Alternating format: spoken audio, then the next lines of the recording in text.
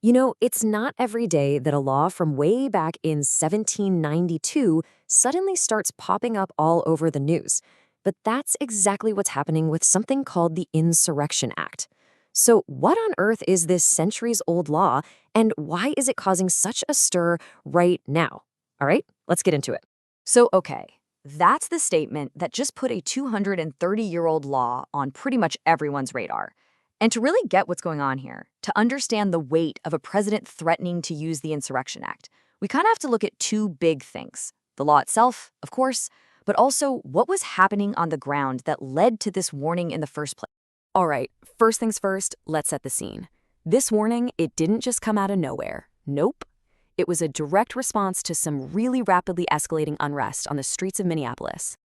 So look at how quickly this all happened. Tensions in the city were already pretty high after an ICE officer fatally shot a woman named Renee Good. Then things just ignited. On a Wednesday evening, another federal agent shoots and injures a man. That very same night, protests erupt. And then, boom, by the very next morning, the president issues his warning about the Insurrection Act. I mean, we're talking about an incredibly fast-moving situation here. And the scene on the ground was, well, it was tense. You had protesters throwing rocks at law enforcement, and then you had officers responding with things like tear gas and flash grenades. It's this clash, this atmosphere of open conflict, that serves as the direct backdrop for that presidential warning. So that brings up the big question, right? How does a street protest in Minneapolis connect to a law from the 1700s? Well, to answer that, we really need to dig in and break down exactly what the Insurrection Act is and the really extraordinary power it grants a president. Okay, so this is the core of it all. And the answer reveals this really unique and, let's be honest, controversial power that kind of blurs the line between the military and regular domestic law enforcement. Putting it simply, this act gives the president the authority to use the U.S. military on American soil for law enforcement. And yeah, that's a massive power. It's really designed for these extreme circumstances where the local and state authorities are either completely overwhelmed or they're just refusing to enforce federal laws.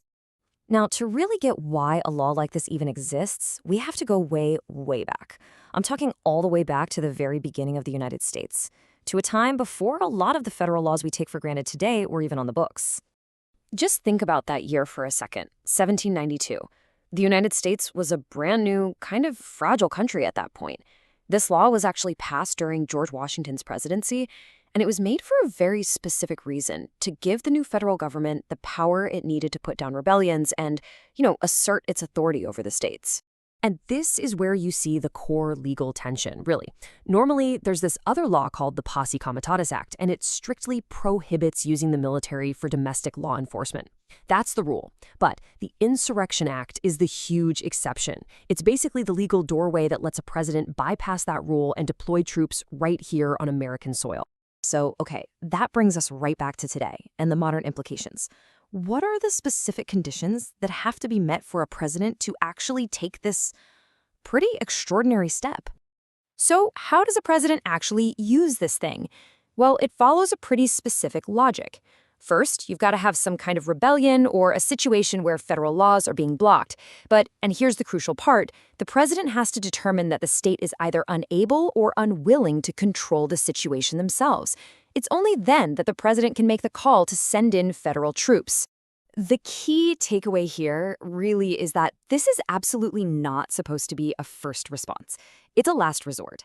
The whole act is designed for a scenario where the entire local and state law enforcement structure has, for whatever reason, failed, leaving military intervention as what the president sees as the only option left.